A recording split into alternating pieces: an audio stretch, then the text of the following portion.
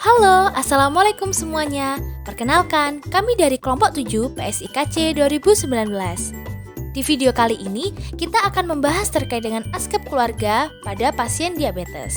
Check this out.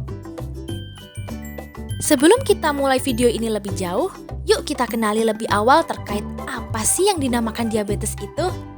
Diabetes mellitus adalah penyakit di mana tubuh tidak dapat melepaskan atau menggunakan insulin secara adekuat, sehingga kadar glukosa dalam darah meningkat. Menurut tipenya, penyebab diabetes dibagi menjadi dua. Yang pertama adalah diabetes mellitus tipe 1 yang disebabkan oleh virus atau autoimun dengan rusaknya sistem kekebalan tubuh yang merusak sel-sel penghasil insulin, sehingga sangat membutuhkan adanya bantuan suntikan insulin. Dan diabetes mellitus tipe kedua yang dikarenakan defek fungsi sel beta pankreas dan disebabkan juga oleh gaya hidup yang kurang sehat. Faktor risiko dari diabetes cukup beragam, namun yang paling sering ditemui adalah obesitas, faktor genetik, hipertensi, dislipidemia atau kekentalan darah, serta konsumsi alkohol dan rokok. Manifestasi klinis dari diabetes dibagi menjadi dua. Yang pertama adalah gejala akut, berupa banyak makan dan minum, kencing di malam hari, serta mudah lelah. Dan yang kedua adalah gejala kronik, berupa kesemutan, terasa panas, dan lain sebagainya.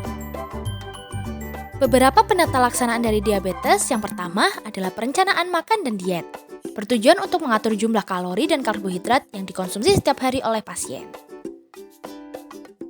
Yang kedua adalah latihan jasmani berupa olahraga, dilakukan secara rutin sekitar 3-5 kali dalam seminggu selama kurang lebih 30 menit dengan jeda latihan tidak lebih dari 2 hari berturut-turut. Yang ketiga adalah terapi insulin. Tujuannya tentu untuk meniru pola sekresi insulin pada individu normal, sehingga substitusi insulin ini dapat mengendalikan kadar glukosa darah pada pasien untuk tetap dalam taraf yang normal. Selain menyebabkan penyakit kardiovaskular, diabetes juga berdampak buruk pada ginjal, mata sehingga dapat menyebabkan kebutaan, dan juga dapat menyebabkan disabilitas akibat amputasi sampai dengan kematian. Berikut kami sajikan beberapa permasalahan yang sering terjadi kepada pasien dengan diabetes, dan juga bagaimana cara menanganinya. Permasalahan pertama adalah ketidakpatuhan minum obat dan perawatan diri atau self-care yang rendah. Kepatuhan terhadap pengobatan dan manajemen diri adalah hal yang penting dari diabetes dan dianggap memainkan peran sentral dalam efektivitas pengobatan. Menurut jurnal yang berjudul Mixed Method and Randomized Evaluation of FAMS, a mobile phone delivered intervention to improve family or friend involvement in adult type 2 diabetes self-care, karya dari Lindsay dan kawan-kawan, mereka telah membuktikan keefektifan efek education and communication for health or REACH ditambah dengan FAMS or Family Focused on to Motivate Self-Care terhadap peningkatan keterlibatan keluarga atau teman khusus diabetes dapat meningkatkan bantuan dan mengurangi bahaya, efikasi diri diabetes, dan perawatan diri seperti diet dan aktivitas fisik. Intervensi pada jurnal ini terbagi menjadi dua. Yang pertama adalah REACH atau Rapid Encouragement or Education and Communication for Health. REACH merupakan pesan teks harian dengan isi konten yang disesuaikan untuk mengatasi hambatan kepatuhan pengobatan. REACH juga mengirimkan pesan teks harian yang menanyakan apakah pasien sudah meminum semua obat diabetes yang telah diresepkan untuk hari itu. REACH juga memiliki pesan umpan balik mingguan tentang kemajuan kepatuhan pasien terkait konsumsi obat diabetes mereka. Intervensi yang kedua adalah FAMS atau Family Focused Add-on to Motivate Self-Care.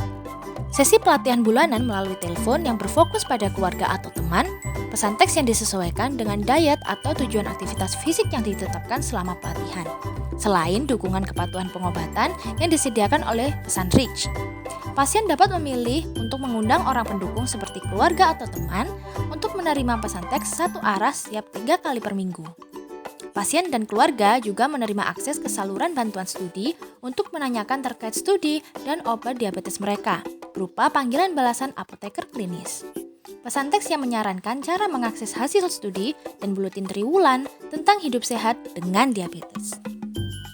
Masalah kesehatan selanjutnya yang paling sering diderita oleh pasien diabetes adalah inkontinensia urin, yaitu kehilangan kontrol kandung kemih yang bervariasi, mulai keluarnya sedikit urin saat bersin, batuk atau tertawa, hingga sepenuhnya tidak dapat menahan urin yang keluar.